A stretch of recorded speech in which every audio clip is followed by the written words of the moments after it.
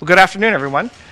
I've had the very fortunate opportunity to meet Mayor Bloomberg from New York, of course, and of course reminded him that both of my daughters, he needs to take care of them because they're studying graduate school in New York, and to welcome here to San Francisco.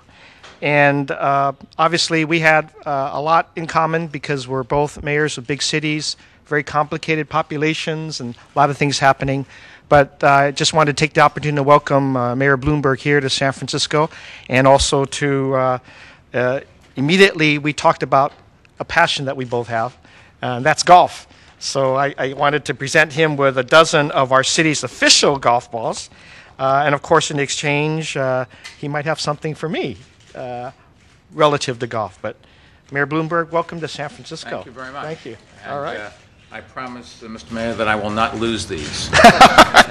Probably the only ways I can make that promise is to keep them in my closet, but no, I'm going to run the risk of hitting them and seeing whether they go for it. Thank you very much. You're welcome. You're welcome. You're great to have us. And I'm just taking this opportunity to get to know Mayor Bloomberg. Obviously, he's been a model of mine. I've been looking at everything that he's been doing and understanding what I can emulate and stealing whatever ideas I can have. At the same time, I've admired his running this very, very complicated, big city of New York. And I present to you Mayor Bloomberg.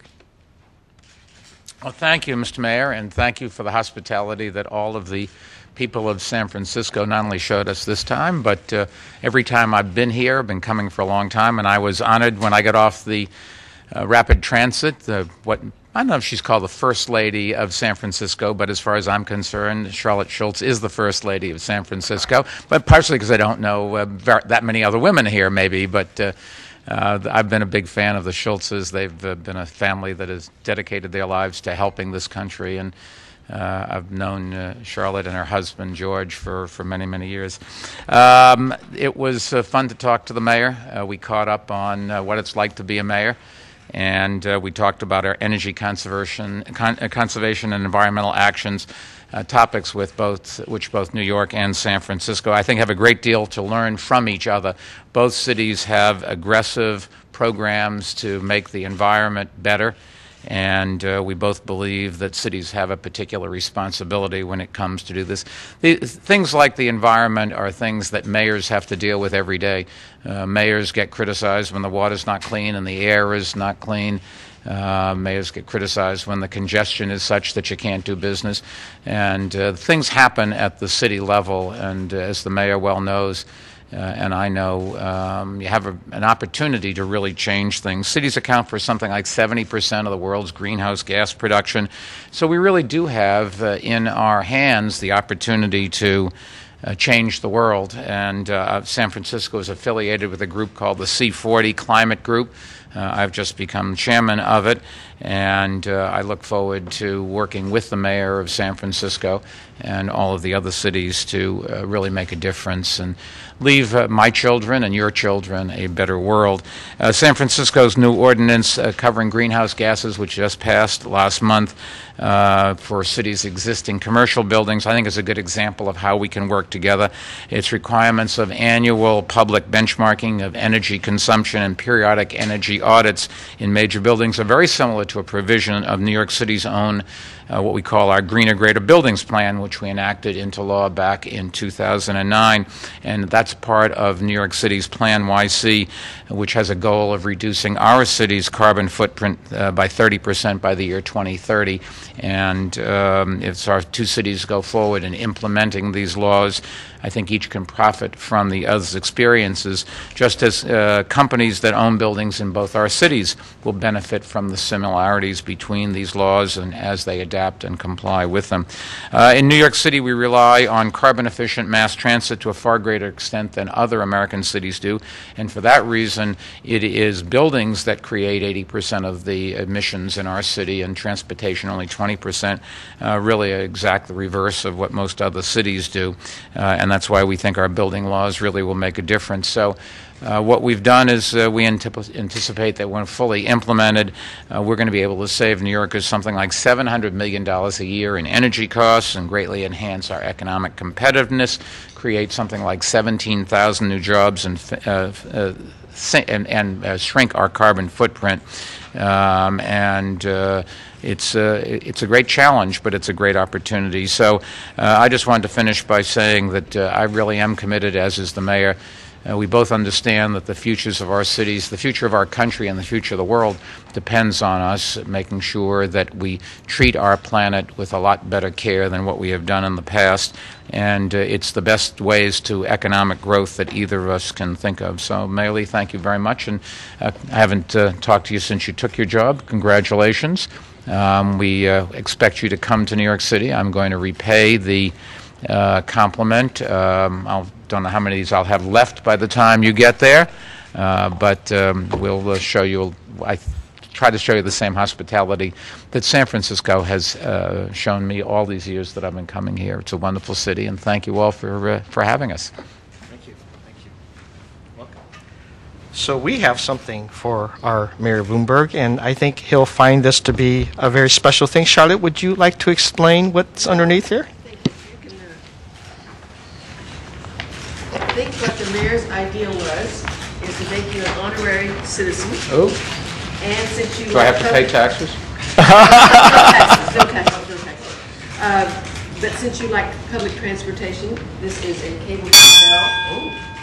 All right. Like if you want to get attention in your office. Have you seen his office? It's like a bullpen. Everybody is there. So if you want to get, there's that. Get some attention, yeah. So what else do we have here? We have. We understand you like hot dogs, so we have our local organic Frank hot dogs. See, here we go. And as Mayor Lee said, you're a golf fan, so we host here the Charles Schwab Cup and the President's Cup at our Harvard Park. And then you're a fan of contemporary and modern art, so we got you a lifetime membership to our SF MoMA. Well, thank you very much. I can't wait. We have a great museum here, our Museum of Modern Art. We have the big Fisher collection, so this book has that in there. And so let's see, should we have a hot dog here? Probably have to cook them first. That's right. So an honorary citizen, so that means you come often. Thank you. And if we do raise taxes, you'll be the first to know. Thank you very much. You should know that Mrs. Schultz gave me a Stanford hat the last time I was here a few months ago, which I have made sure that I wore. I even had a picture taken and sent to her to prove that I wore. Yeah, I did. I have it. So, I have it. thank you. It's okay. Thank you. Mayor, thank you. Thank you. Thank you. Thank you, everyone. Thank you. I guess if there's questions. All right. I have a couple questions. Mayor, our former mayor, Gavin Newsom, often talked about how he modeled a lot of his homeless programs off the programs in New York.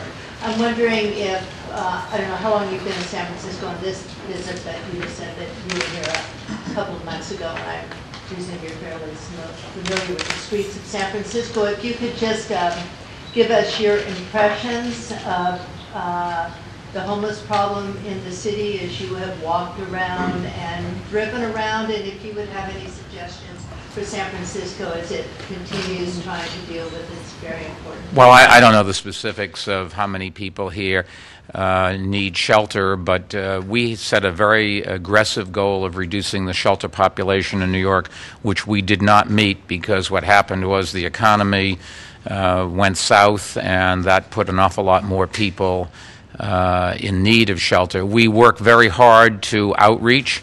We think we have a very small number of people on the streets that sleep on the streets. That's our first concern. We have fixed up our shelter system so nobody sleeps on a bench at the intake center. We get everybody to a place. We make sure that the kids do get assigned to a school.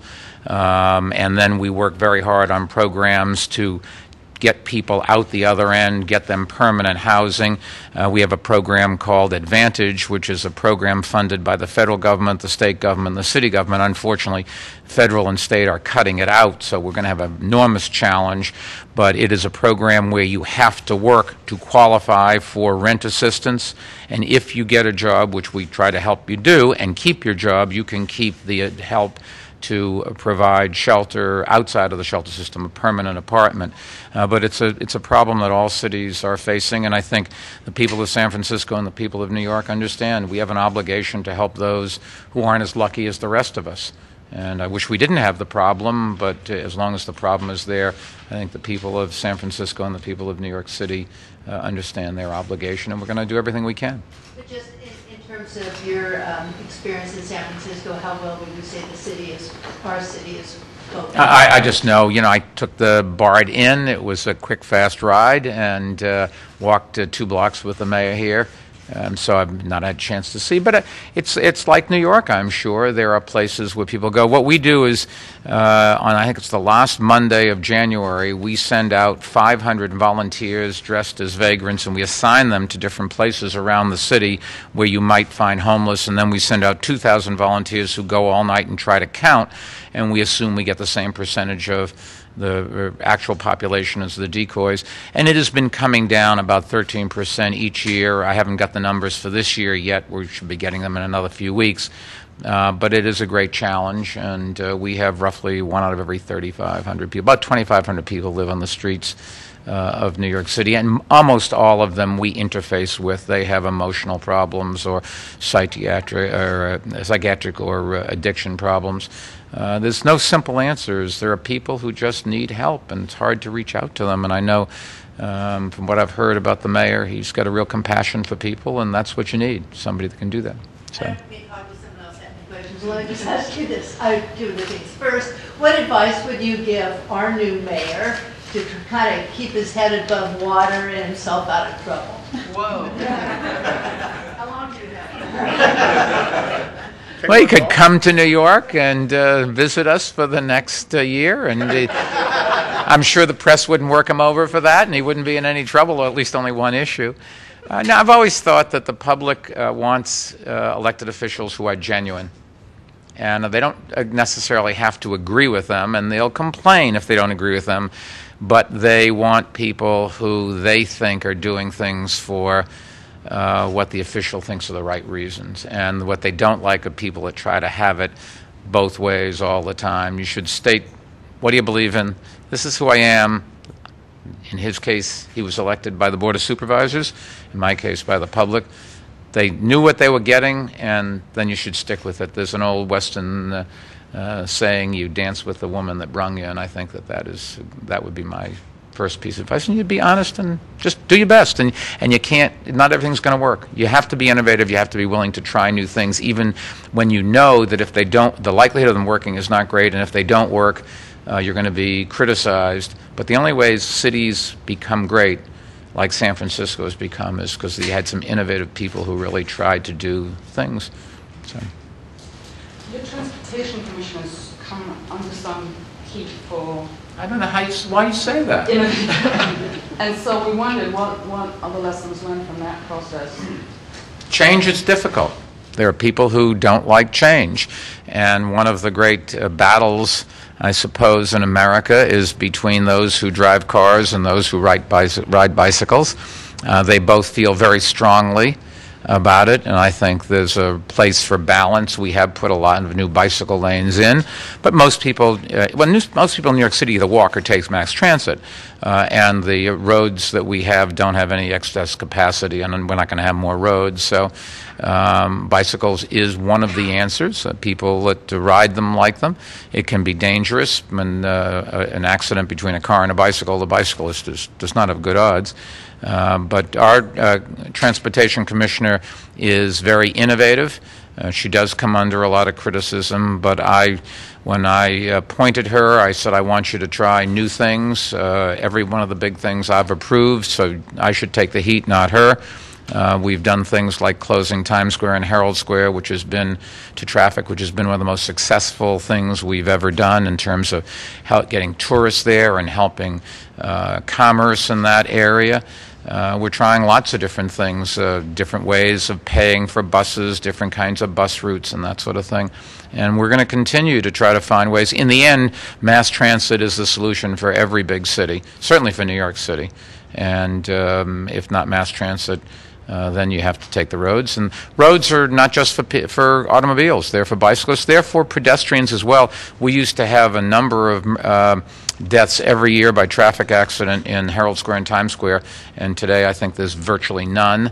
The number of traffic deaths in New York City has gone down to below the lowest when we started keeping records, which was in about 1909 or 1910, something along those lines.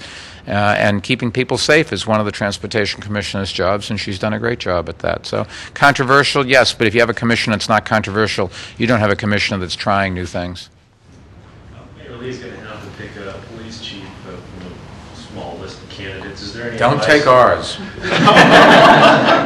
I don't think he'd come, but just don't try. Any advice you'd give to the mayor on what makes a good police chief? Yeah, you have to have somebody that understands the first job is to make the streets safe so that you don't have to look over your shoulder. They have to do it consistent with the Constitution of the United States. But I think that any city that thinks that they can have a tax base without low crime is making a mistake, and any city that thinks they can have low crime without constant investment in a diverse police force is making a mistake. Our police department costs us roughly $8 billion a year, including pensions and other charges to it. We have 35,000 police on the street. We have 55,000 people that work in the department. And we still have crime. We have the lowest murder rates we've ever had. We slightly up last year. This year, maybe we'll set a new record for low murder, I hope. But it is aggressive policing consistent with the law that keeps crime down. And it's a battle both for reducing street crime and for preventing terrorists from inflicting enormous damage. And those are the two basic jobs.